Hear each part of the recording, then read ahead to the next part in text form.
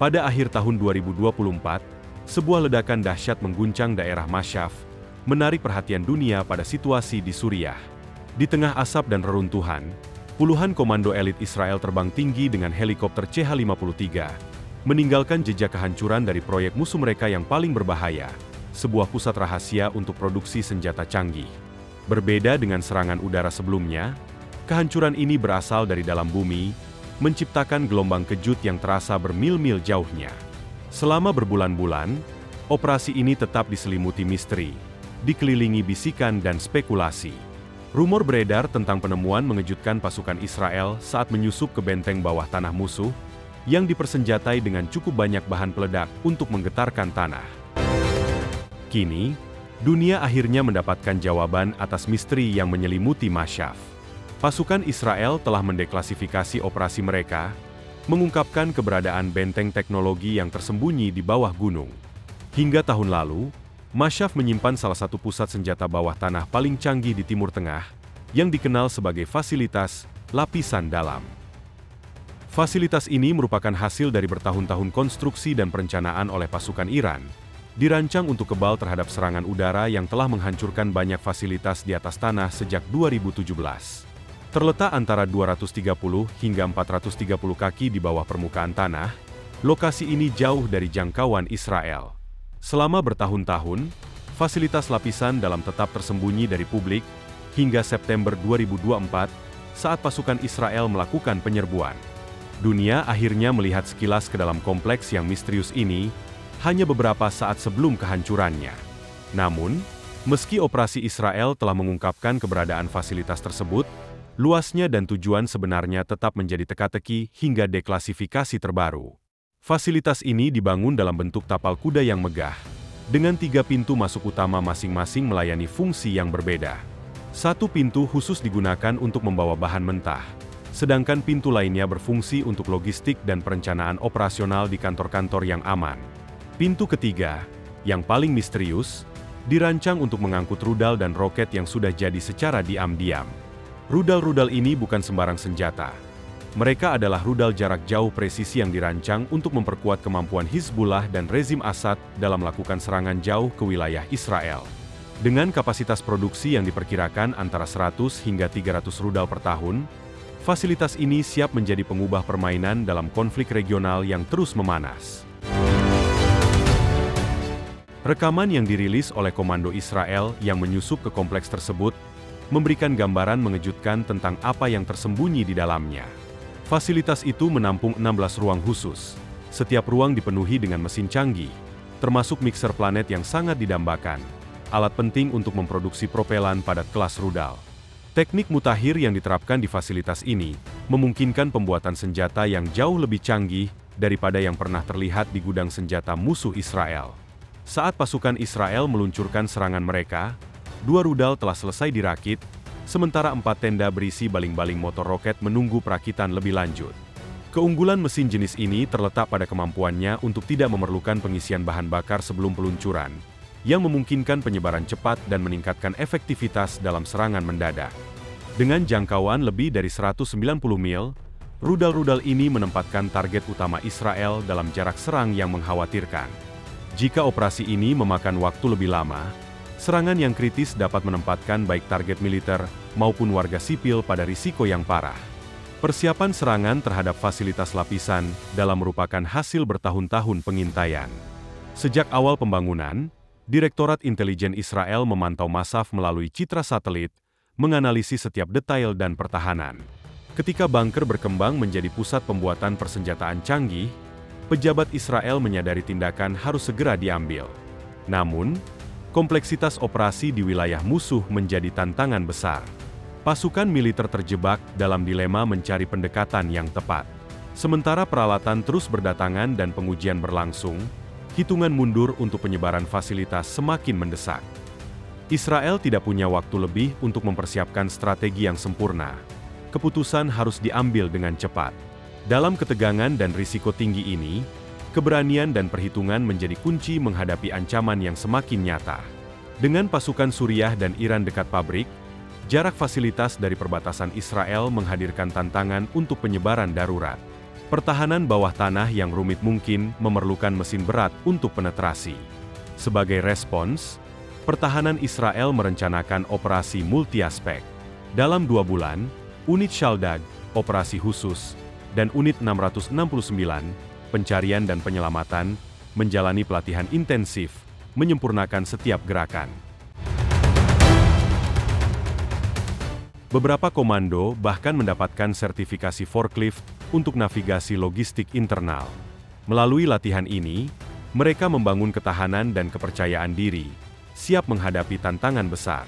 Persiapan ini menjadi kunci untuk keberhasilan misi yang berisiko tinggi.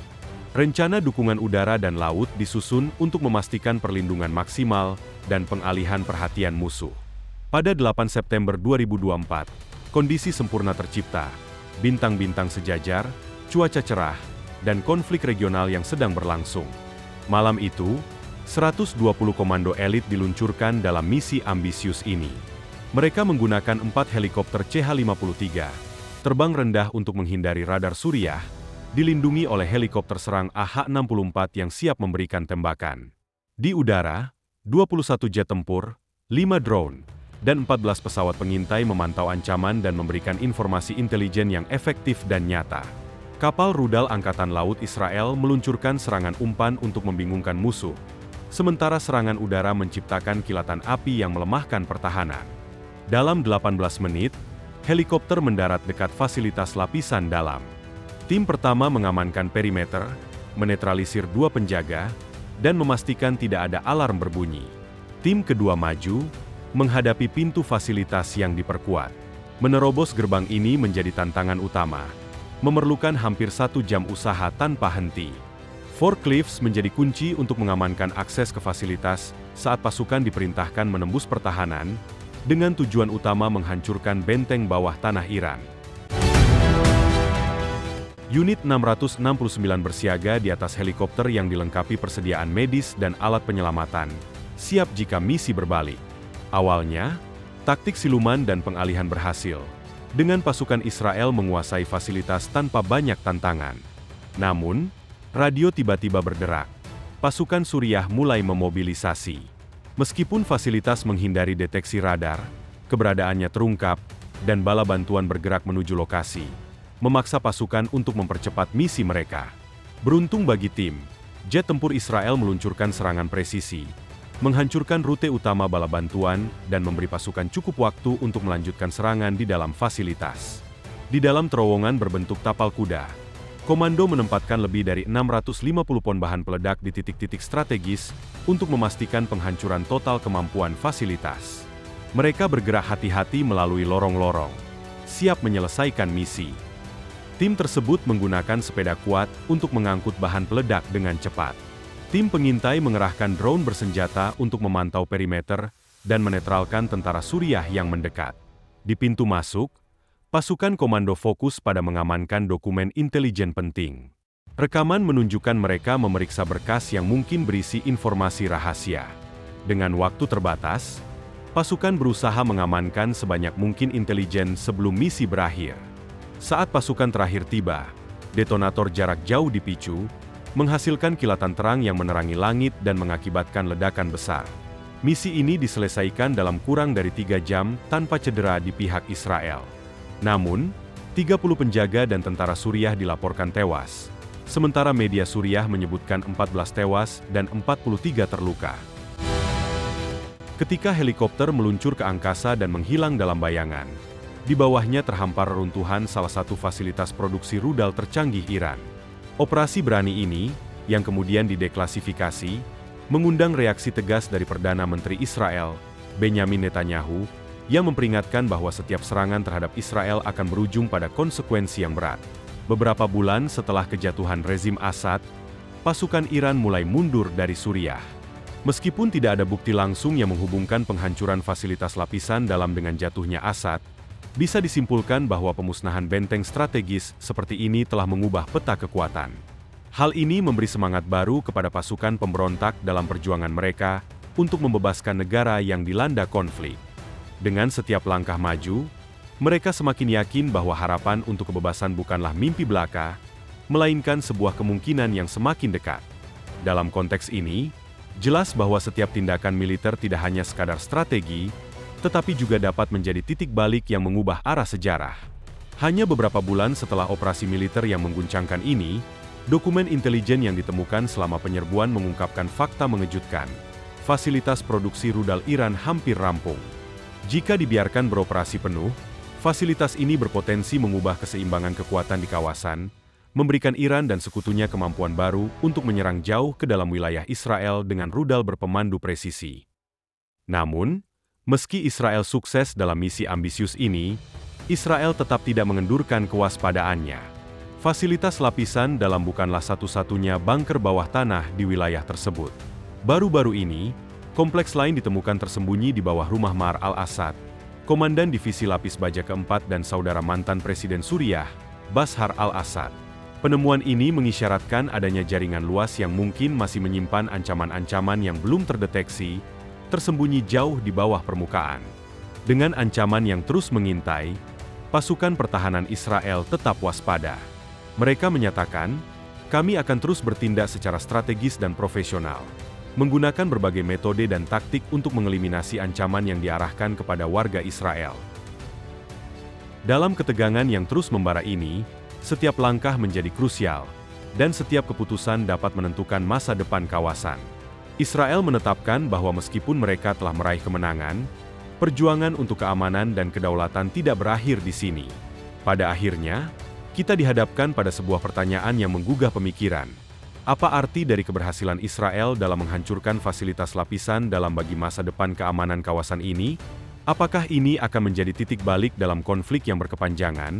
Atau justru memicu respons yang lebih agresif dari Iran dan sekutunya? Kami ingin mendengar pendapat Anda. Apakah langkah-langkah yang diambil Israel cukup untuk mengatasi ancaman yang terus muncul? Atau adakah strategi lain yang seharusnya dipertimbangkan? Bagikan pandangan Anda di kolom komentar di bawah.